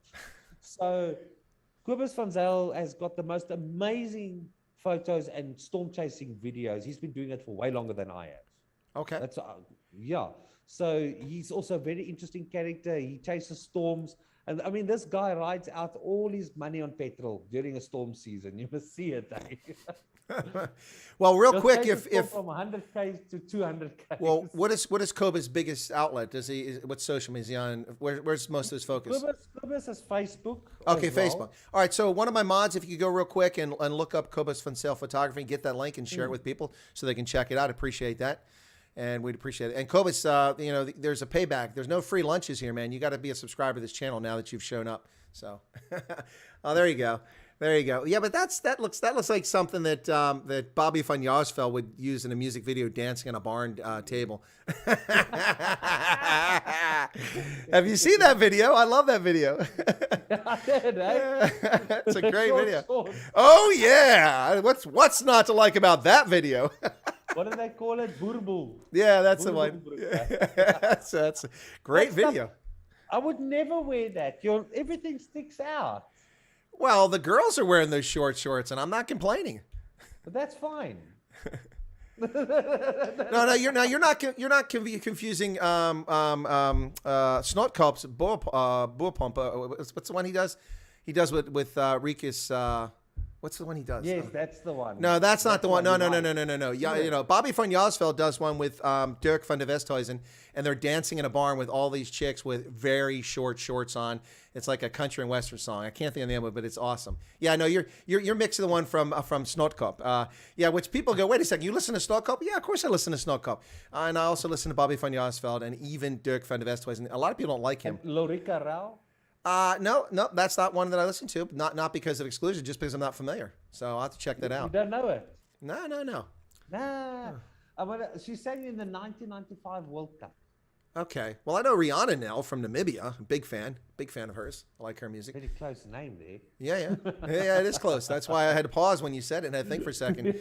Yeah, but Marilyn Brokenshaw said, I thought that I heard that nobody but official government channels are allowed to report on the weather. Ask, is it true? It is true, Marilyn, and I'll let Jean-Dre explain why, but let me just quickly say, he isn't violating the law. What he's doing is offering an opinion, which is not the same as forecasting the weather. What did we get wrong, Jean-Ray? So, yes, look, there is a law that you cannot, the South African Weather Services is the voice and the authority of the weather. They are allowed, the only people allowed to issue warnings. Nothing stops me from giving my opinion on the weather, because we're all entitled to an opinion. We have a right to an opinion. So my opinion is it's going to be 27 tomorrow. There what you go. they're going to do about it. What they're going to do about it. That's my opinion. Well, I have an opinion too. I think the weather sucks. Is it? You know, my opinion is that you guys should just get out of there right now. That's my opinion. You might be swimming downstream if you don't get out of there now. Kind of like KZN. Hey, did you see? Listen, Jean, so when the floods took place. Now, here's the thing. Let's talk about that without let's talk about it. Yeah. Okay. So let me just tell you my recollection. Now, I have a lot of KZN viewers, and so a lot of my KZN viewers said, "Man, we're supposed to be getting some rain." So I actually took a look to see, not from South African forecast, but from weather.com and U.S. sites, and I could see these huge tropical storms and like cyclones we had Batsirai a few weeks back. This wasn't from that, but huge weather systems off the coast of South Africa. I'm like, well, if that hits landfall, that's going to be a lot of rain. That thing has got a lot of water in it. And so I kind of put in the back of my mind, let's pay attention to what's going on KZN. And then that was over the weekend. But I didn't see any reporting. I didn't see anybody talking about it. No warnings, nothing, no preparation. And then the rains come. They're really bad on Sunday. They hit, like on Monday or Tuesday, it was like 300 millimeters in a couple locations in KZN. That's an amazing amount of rainfall one day. I've got a weather station up in KZN, my own weather station that's linked to my server here. Oh. And I watch that rainfall going up and up to 600 millimeters. Wow, that's insane. So then on Wednesday, I did a first video on it because I gave it a few days. I don't want to cause chaos and panic and alarm. Yeah. And I said, look at this. This is insanity. I mean, and where's the government at? There's no helicopters for search and rescue. There's no search dogs. There's no cadaver dogs. There's no effort. There are roads washed out. No one's even put warning signs out where it's not lit. People could drive into it and drive into a chasm overnight. It was crazy, the poor government response. And that's what I was reporting on.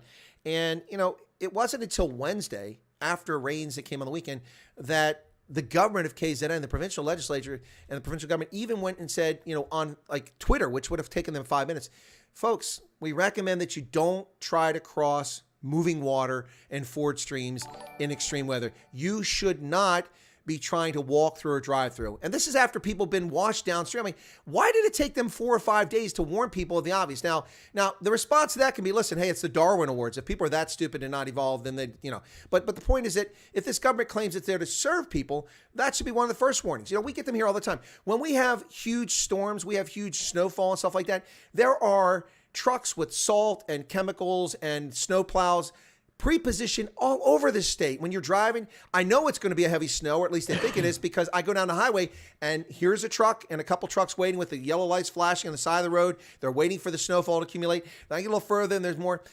I mean, I'm not saying we're perfect, but at least we have a prepared response in advance of this sort of thing. Now we have idiots in New Orleans when Katrina comes who refuse to evacuate, and then they complain that they were abandoned. No, you refused to leave. You had 6 days warning to get the hell out of New Orleans, and you stayed there. That's not my fault. That's your failure. But the point is here is that at least we can do it here, whether people fall through or not. But I mean, that was just crazy. It wasn't until Wednesday when I saw the first statement come from the KwaZulu-Natal government warning people not to walk in water. Listen, if the water is above your shoelaces and it's flowing from heavy rainfall, you shouldn't be walking in it because it could quickly be deeper. And the same thing with vehicles. If it's above the bottom of your tire rim, don't drive through it. I don't care if you have a four-wheel drive. You don't know how deep it is in there unless you know that ground intimately, and you don't know how strong that water is. Water is incredibly powerful, and I think a lot of people, to their misfortune, discovered that in KwaZulu-Natal. So I'll let you jump in on that there. So yeah, look, it's all on here. It's all on here. We started talking about it 2 days before the time. Okay. On that cutoff low, in my opinion. So we saw the storm developing, and still nothing. We're waiting, still nothing. So me and a couple of weather guys thought, well, we're going to have to take things into our own hands here now because it's a bit too quiet for our liking. We can see a development starting to happen. We're starting to see a circulation above Durban, a circulation of the weather pattern, which we can't say the C word, so because nothing's been declared as yet. And we have to wait for the South African Weather Services to declare any type of situation.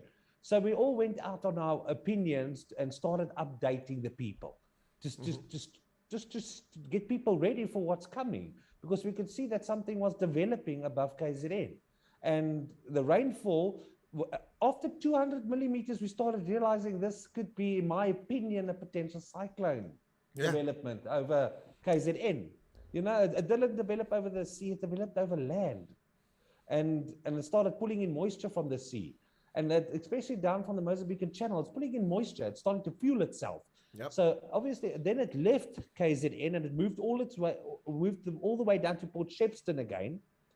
And nothing happening in Port Shepstone. We're waiting, nothing. So I put out my opinion to Port Shepstone just to get ready.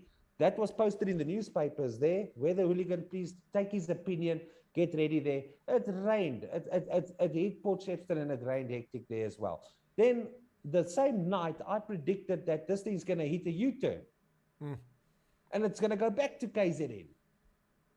And what happened? In the morning, it went back to KZN. And it was heading straight back for KZN. And luckily, it just missed that it went off east. But the predictions is just studying the charts, checking what's going on, you know. But through all that, there was a lot of quietness. A lot of quietness. And then when everything was done, there was silence. And we're still waiting to hear what. Well, listen, Jandre, we're still waiting for an explanation as to why the police, crime intelligence, the military intelligence, the national intelligence services couldn't predict the chaos that was going to happen in KwaZulu-Natal and Gauteng in July of last year. For the record, on June 29th of last year, when the Constitutional Court declared that Jacob Zuma was in contempt of court, and ordered him to prison, giving him until the 4th of July to turn himself in at midnight, and for the police, if he hadn't turned himself in, to take him into custody by midnight on the 8th of July. When that decision was reached on the 29th of June on this new channel, I predicted chaos, looting, rioting, and carnage. Now, I said it's likely to occur around Nicklin because that's his base of operations, and it may be more widespread. I didn't anticipate 100,000, insurrection and looting. But the point is, if I'm sitting in Pennsylvania and I'm able to accurately predict that sort of political discontent, how in the world can South Africa's intelligence services, which if there's any extreme lunatic, racist, white right-winger in South Africa, they can uncover and discover them and then put 35 white people who aren't lunatics in there, who have nothing to do with it, and all be spies and outnumber the lunatics by a figure of 7-1, and then arrest them and have a big terrorism trial. They're very good at finding that sort of fringe element, but they can't seem to predict the most obvious of things, an internal civil war within the ruling African National Congress that plays out for all to see. So again, we're not going to get an answer on what happened in KZN with the floods. We're not going to get ever any responsibility for storm drainage not being clean, for canals not being finished, and it's not just the government. Toyota. If I owned Toyota, I would sack the people that run the Toyota plant in KZN and outside of Durban. Why? Because instead of putting those hundreds and thousands of new vehicles on heavy equipment transporters and moving them up country to higher ground and parking them in a lot or in farmland somewhere and guarding them, they left them there to be flooded. Now they're gone. Millions, tens of millions of dollars of inventory destroyed because of stupidity. What's that? Yeah, thousands of cars. Exactly. Just total stupidity. Total stupidity. This is idiocy in its highest order. And like I said, it's not just the government. A lot of friends of mine's houses were on landslides. Yeah. Because they were on the hills and that. And they say this is the worst one in 30 years or 40 years that hit them. And you know what? But it is what it is. It happened. We'll never really know what happened. No, we won't. We won't know what happened. So the best we can do is carry on what we're doing. Try our best, try fix the situation there. And, 4 days after the situation hit there, I stopped posting videos and photos of the place. I stopped because it was too negative. Yeah. I put out a post and I want to see people rebuilding. I'll only post posts of people rebuilding KZN and not how broken KZN is. Yeah. No, it's interesting because Emery Nell just said she's still laughing at the backlash I got for that year-old video. What she's referring to is that YouTube is demonic. They're constantly going through my videos and trying to come up with things that violate their norms and this, that, and the other. All my videos are automatically default not available to children. So there's no reason to put a child block on my, the content block, because none of them are allowed. But a week ago or 2 weeks ago, a video from July 9th that I did last year in which I talked about the violence that was going on was just deemed to be unsafe for children by YouTube. 10 months later. That's what she's talking about. It's just, it's so yeah, your point about not putting things on because it's depressing. I get that. I appreciate that. What I want to say is this. Okay. I know you've watched some of my content, but I don't know if you know, I have three, I guess the best term is episodic. There is kind of a schedule to two of the shows and the other is just kind of when we can do it. But the three programs I do on a regular basis are Fireside with the Colonels, and that's every fortnight on Monday with Viant Dutoy. Former South African Defense Force officer and farmer and author. So Viant and I get together. We're supposed to get together tomorrow. I'm waiting for a response from him to confirm. But we do it every fortnight. That's the plan. We don't always manage to pull it off because he travels a lot and I've got things going on. But and so we chat and we talk about our war stories and about experience and talk about politics and prepping, stuff like that. So that's one program. Fireside with the Colonels. Then I have Kenako, the Call of Africa. That's with Koketso Retsane and Dumo Denga, two conservative black South Africans, and another guy named Nzuzu who never comes on the show, but he's on the banner. He hasn't been on yet. And we just talk about things in general. It kind of goes off in a different direction. That was envisioned as a fortnightly program, but it's been an episodic one. And then I have Answer the Question with Rob Hutchison, the guy that runs Dear SA. And so Rob and I do that. It's supposed to be every week. Anyway, those are three shows. What I'm mentioning this for is that I see an interest, and I'm not going to put you on the spot, but if you're interested, we can talk offline. Maybe you come on my program, we'll do a periodic thing. I don't know, maybe every couple weeks or maybe once a month, and we can just talk about weather. You can talk about globally, not just South Africa. If you're interested. I'll join you once a month. Okay, there you go. Have a good old chat. And we talk about weather, and we talk about a whole other general things happening in Johannesburg. Let's talk about Johannesburg. I know what's going on in my town. Well, if you want to talk about Johannesburg, we can do that. I mean, okay, I love it. We can talk about Johannesburg and the weather, but in general wise, I'm a Mr. Know-all. I have to know everything. That's just, I don't know. Well, that's good news for you, Genre, because I know everything. So just come here and you'll hear it all. I'll tell you what's going on here as well. Don't worry. Then I can link up the system properly and work it out, so my viewers can also watch. There you go. We'll do that. We'll try to do a once a month sort of program. And I'm tied up for the next couple weeks with some travel, so it won't be until June we get around to it. But no problem. But I think it'd be great. But I think people would be interested in hearing about Joburg because we don't really talk about Joburg or Pretoria very much on the program. I address news there, but we don't really talk to people who know it. I mean, so for instance, Joburg is the world's largest natural man-made forest. I don't think people know that. It's the largest man-made forest in the world. Yeah, look, we will talk about Boksburg and Joburg. Boksburg is not Joburg. Ekurhuleni. It's more like Benoni. Come on. It's Ekurhuleni. It's Ekurhuleni. I think you're married to Nicole Graham or something like that now from the DA. I made that mistake a while back. I only figured out I don't stay in Johannesburg. No. But it's only like 5 Ks away the line. it is very close, but that's true. No, but I think that'd be lekker if we would do that. So we'll talk about that. What is Kobus is saying da east because east of Joburg. But well, we could talk about Joburg. We could talk about the big piles of dirt. Yeah, we need to go a 3-way. I want to add Kobus to a conversation with us. All right, okay. Let me look, folks. Chris Wyatt Reports does not endorse the concept of a 3-way. We are. So to make sure the audience is aware of that, okay? All right. Those sort of activities should be confined to the garage, as the Brew would used to say on our program. Unfortunately, the Brew is. I didn't get it. Oh, you didn't get it? You didn't get it? I do now. Oh, now you get it. Okay. In English, I realize English isn't your first language, so you got to be careful. No. I meant another box somewhere else. I know what you meant. But I have a cheeky audience, so I got to make sure that they're straight on this. We don't want to lead anybody down the wrong path here, And somebody from there will definitely say something. Anne-Marie says the Weather Hooligan had a video from a year back, and it was also put on the spot. Oh yeah, one of your videos was challenged, I guess, from a year ago. But yeah, it's crazy. Yeah, one of a video. So let me tell you what happened a year ago. Okay. So a year ago, I had a predicted snowfall, and I did a 10-day prediction. I thought, let me try this. So I did a 10-day video prediction for predicted snowfall in South Africa, and 70% of it was correct. 70% of my prediction was correct. So that's 40% better than the surfaces in South Africa. That's it. I'm telling you now. I was smacked hard by the South African Weather Services. I was smacked by the media, smacked on radio stations and all that. It was deemed as a fake video. Misinformation. Yes, it was deemed as a fake video. So we waited we let it be. Me and a lot of the big weather groups, let it be. I'm not going to mention them. So we let it be. We waited. And you know what? What happened? It snowed in most of those places. It snowed in most of those places and everyone went tube still. Everyone went tube still. Then I took them on. Okay, but technically, it's a fake video. How can it be? Now, Chris, put your mind here quickly. Just try to picture this. Okay, I've put out a prediction for snow.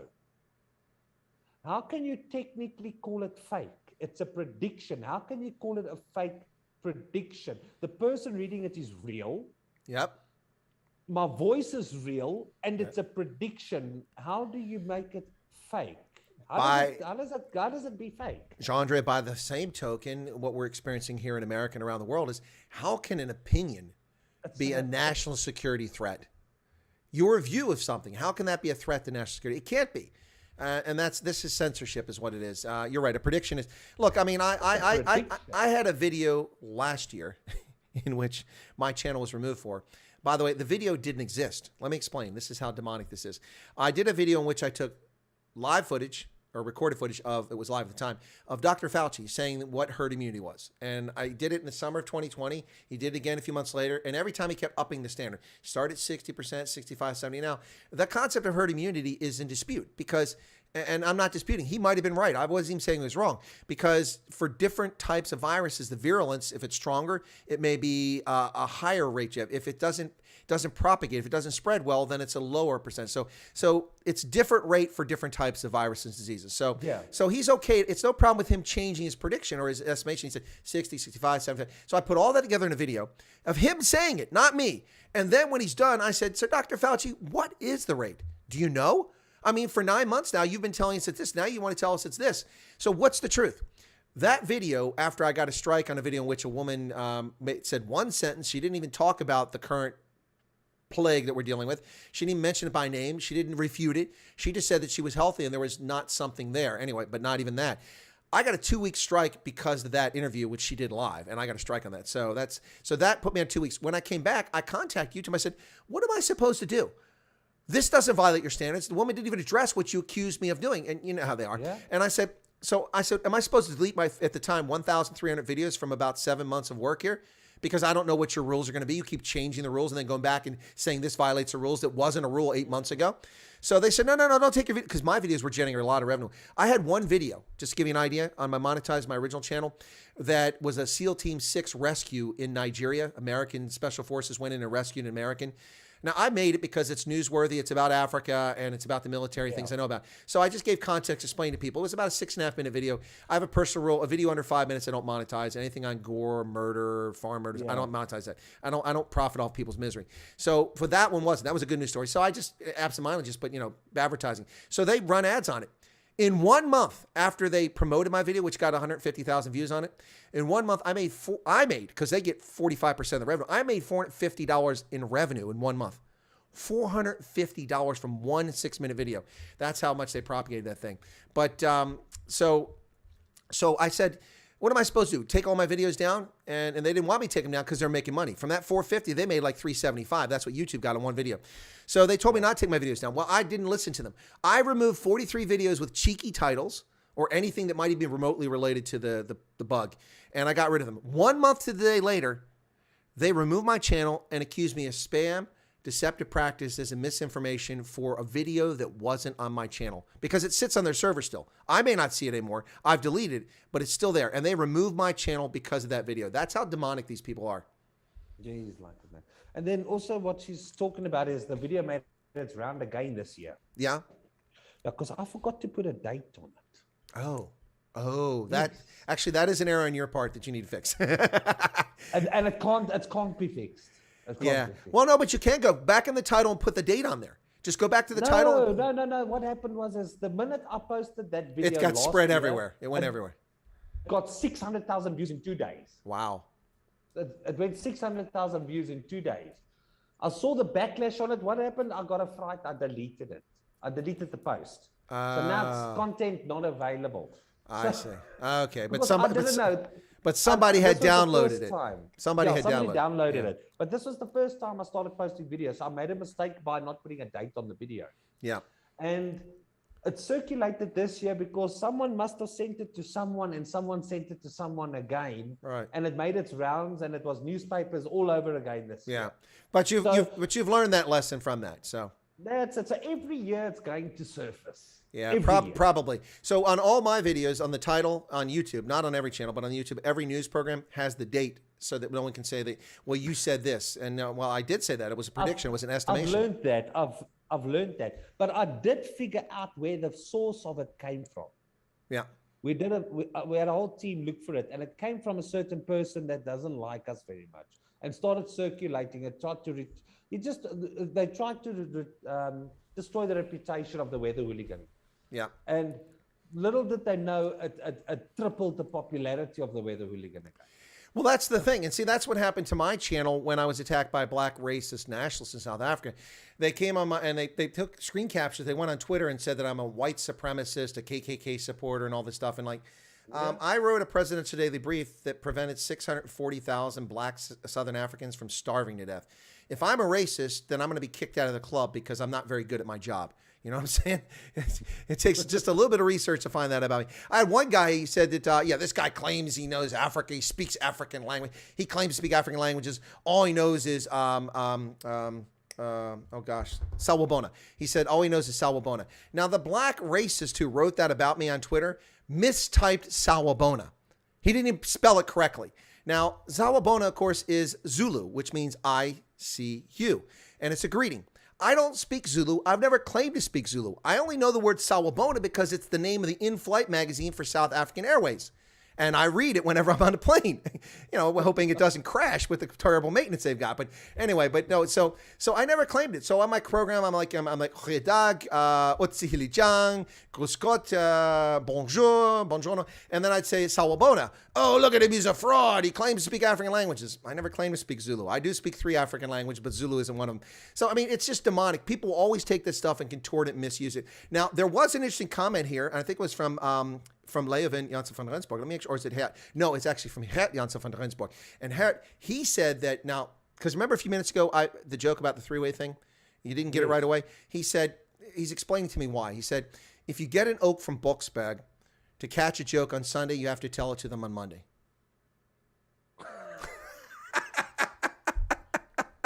Ouch, ouch. Knives are out, knives are out. When we have our next chat, I'll tell you the story about Boksburg. Okay, that sounds interesting. Boksburg and Brakpan will be the most popular towns in South Africa forever. Well, I don't know about that. I don't know about that, but Anne-Marie says they've got a reputation. They've got a reputation. That's why the Weather Hooligan is from Boksburg. Why is Erica's got a zipper on her mouth? She's saying she's silenced. Did we miss something Erica said? And then Anne-Marie says, after hearing what you went through on YouTube, the Weather Hooligan will stay away from YouTube now. Maybe. I stay away from no one. The only thing I stay away from is lightning. Yeah, no, wait, okay. Well, we've been on for a bit. I don't know if you can go a few more minutes, but I just want to, I turn to that very quickly because I think that's interesting to the audience. The storm chasing. You actually do storm chasing. You're actually out there. You take the photographs of it. Yeah, I go there. I mean, not as much as Cobus van Zyl, obviously, because he like burns all the petrol up, right? No, Cobus also chases hectic storms. But I've driven with my car on roads where out in Standerton area where that's blown the car.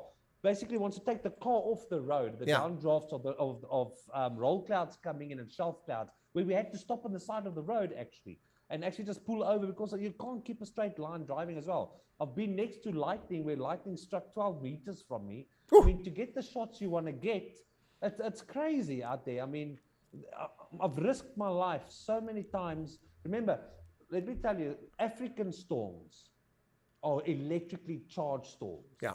We might not have tornadoes. We might not have destructive storms like in the US, tearing houses apart. But we've got this electrified storms that are so electricity charged.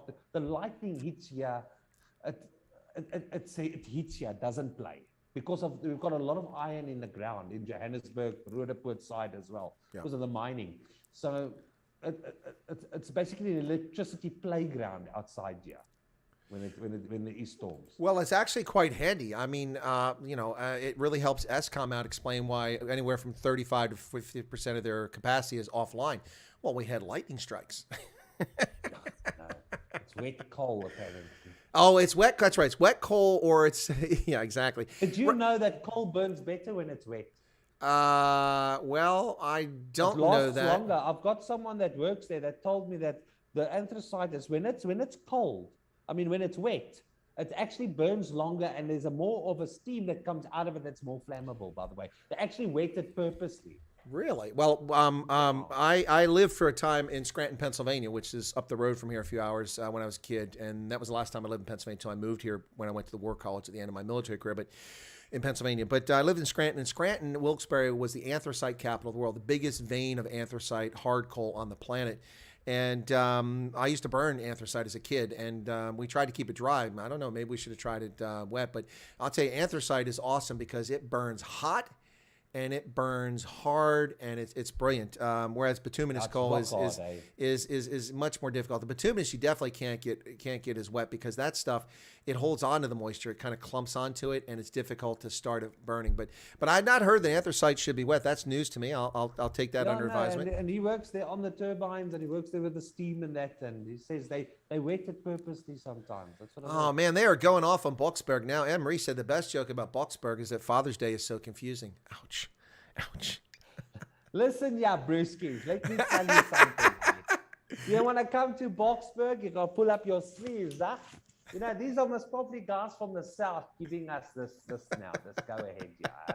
So the guys in the south and from, from Santon and that, they want to take on the guys in Boxberg. They know Vernon Kukumur lives in Boxberg. So, you know what? Come to Boxberg, Chanas. We'll teach you a thing or two, huh? Now you get them going. We've got the flea markets. We've got shorts. We've got the hats. And we've got the Ford Escorts. Ford Escorts. Yikes. Well, at least it's not like the Volkswagen. All Ford drivers in Boxberg. Oh, my goodness. Erica's saying I didn't believe her when she said they mine anthracite. Like, no, I didn't disbelieve you, Erica. I said that I was unaware of it. I didn't know that any of the coal in South Africa was anthracite. Of course, the biggest vein was in the States. I knew that. But anyway, yeah, I agree with your guest over electrical charge. Maybe we can buy him a Nissan 200. Oh, they're having a crack now. Well, this was about having a good time, so we enjoyed this conversation. Listen, I think we go forever, but I don't want to keep you forever. And besides, I mean, obviously you need to warm up wearing that heavy vest with short sleeve shirt and shorts. So you must be. Yeah, this is the toughest that I'm gonna go in winter. I don't usually wear anything hot. It almost looks like you're a mercenary in the Ukraine there. And so you're pseudo body armor on there. Here in the Ukraine, we're in Mariupol. We've been fighting the Russians now for 27 days, and things are looking grim. Could somebody please drop some ammunition for us? Just parachute it right in. We'll be right out there and get it. Good times, eh? Yeah, the good times. Yeah. No. Oh, yeah. Well, I don't know about that. Too many wars. But anyway, yeah, I don't know if you know. I spent 36 and a half years in the Army. Yes, Chris, that's hectic, eh? Yeah, hectic is one word for it. That's dedicated. That's for damn sure. That's dedicated, yeah. And you still got your pip. Yeah. Yep.